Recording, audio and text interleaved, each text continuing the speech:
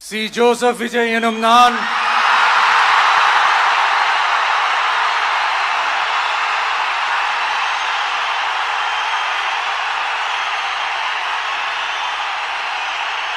சட்டப்படி அமைக்கப்பெற்ற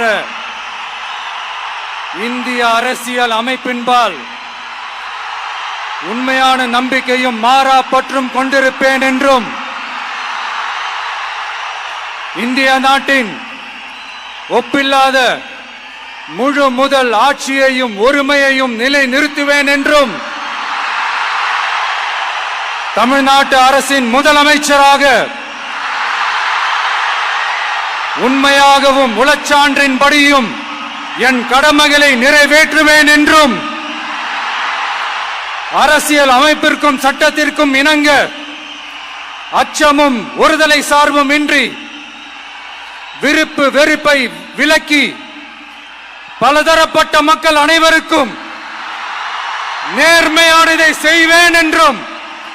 ஆண்டவன் மீது ஆணையிட்டு உறுதிமொழிகிறேன்.